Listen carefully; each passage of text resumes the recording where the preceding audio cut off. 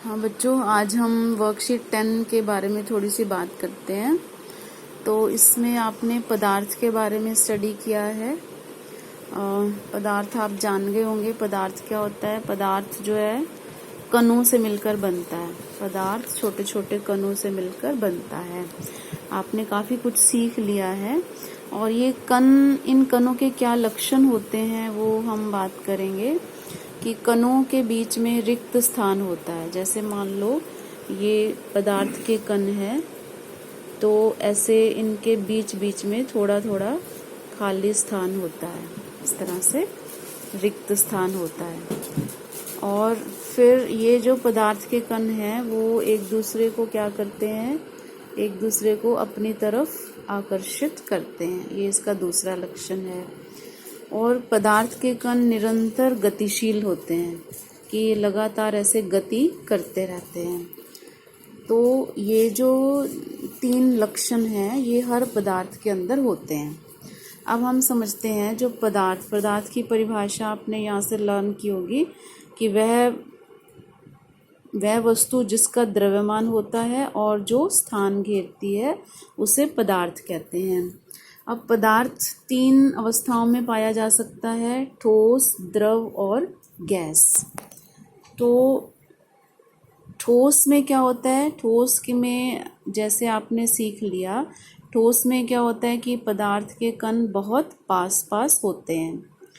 पदार्थ के कण बहुत पास पास होते हैं तो उसको हम बोलते हैं ठोस। इस तरह से पास पास। अगर पदार्थ के कण थोड़े दूर दूर होते हैं तो उसे हम बोलते हैं द्रव। और अगर पदार्थ के कण बहुत दूर दूर होते हैं तो उसे हम कहते हैं गैस। तो ये जो ठोस के कण हैं ये द्रव के कण हैं और ये गैस के कण हैं। अब आप देख रहे हो ठोस के पदार्थ में रिक्त स्थान बहुत कम होता है, द्रव में ज़्यादा होता है और गैस में और भी ज़्यादा होता है।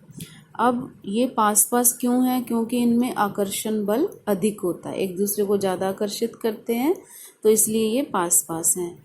इनमें आकर्षण बल कम होता है और गैस में आकर्षण बल और भी कम होता है। और तीसरी बात, इनमें रिक्त स्थान बहुत कम है, इसमें थोड़ा ज़्यादा है और इसमें बहुत ज़्यादा है। तो इस तरह से हम अंतर समझ सकते हैं। अब हम बात करते हैं कि हम जो पदार्थ की 3 अवस्थाएं होती हैं, ठोस, द्रव, गैस, तीनों को हम एक दूसरे में परिवर्तित कर सकते हैं। अगर हम ठोस को गर्म करेंगे तो वो किस में बदल जाएगा? द्रव में। उस प्रक्रिया को कहते हैं संगलन। और द्रव को गर्म करेंगे तो वो गैस में बदल जाएगी और उस प्रक्रिया का नाम है वाष्पीकरण। अगर हम ठंडा करेंगे तो इसका उल्टा हो जाएगा, गैस को ठंडा करेंगे तो द्रव में बदल जाएगी, उस प्रक्रिया का नाम है संघनन। और द्रव को ठंडा करेंगे तो वो ठोस में बदल जाएगा, उस प्रक्रिया का नाम है जमना। अब हम एक और भी प्रक्रिया होती है जिसे हम बोलते हैं ऊर्ध्वपातन।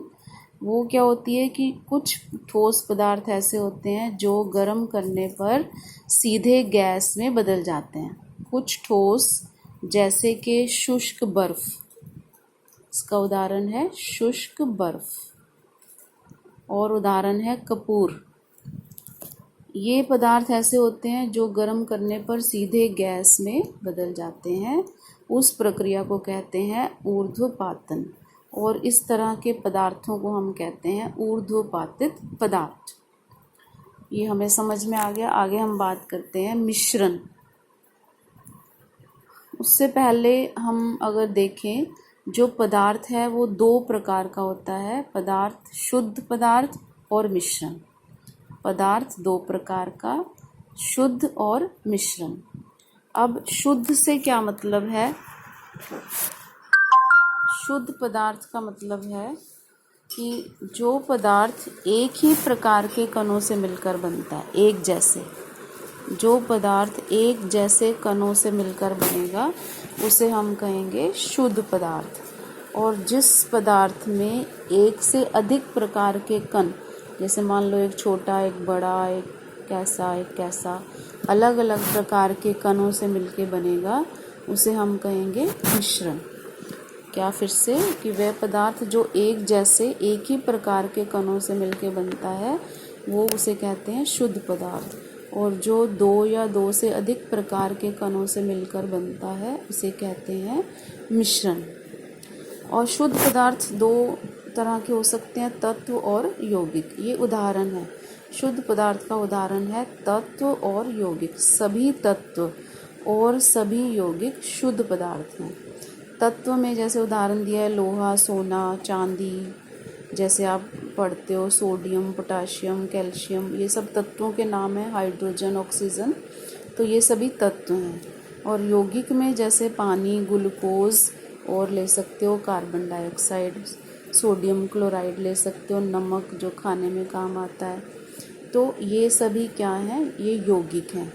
तो सभी यौगिक और तत्व क्या होते हैं, शुद्ध पदार्थ होते हैं।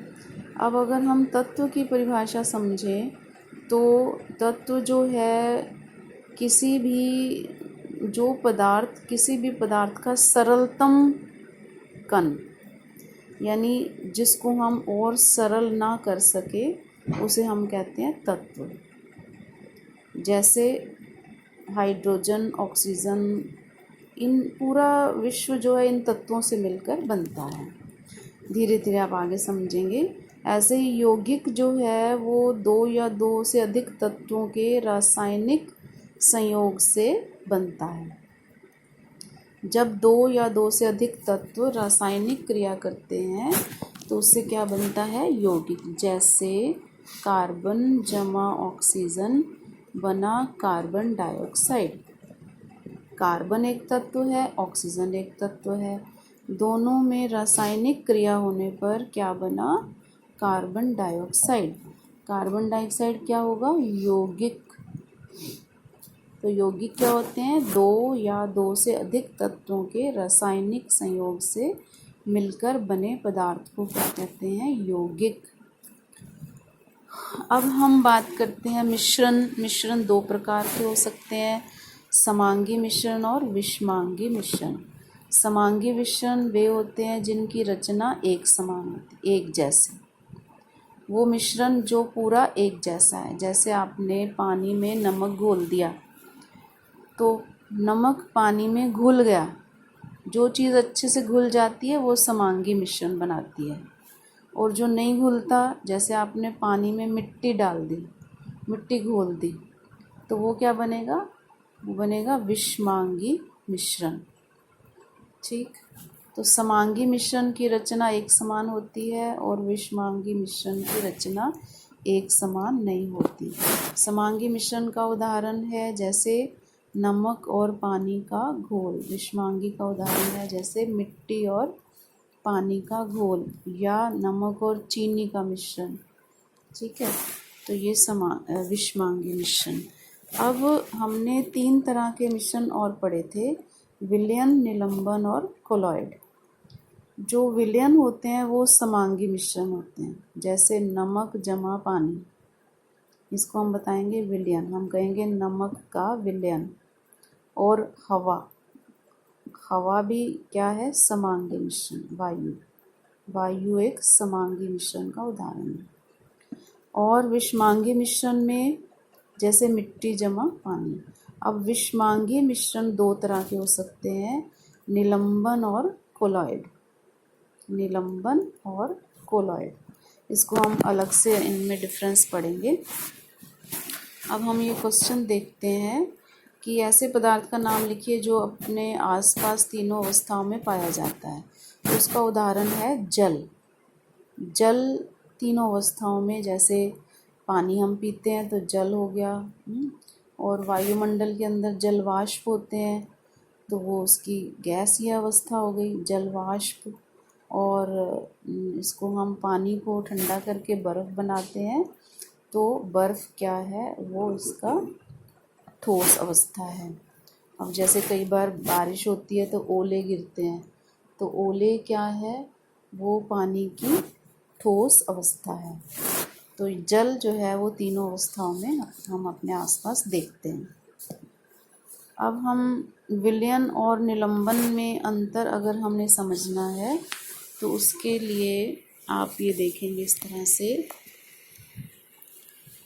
कि जो विलयन, निलंबन और कोलाइड, हम तीनों में अंतर की बात करते हैं। विलयन अगर हम उदाहरण पहले ले लें तो हमें जल्दी समझ आएगा।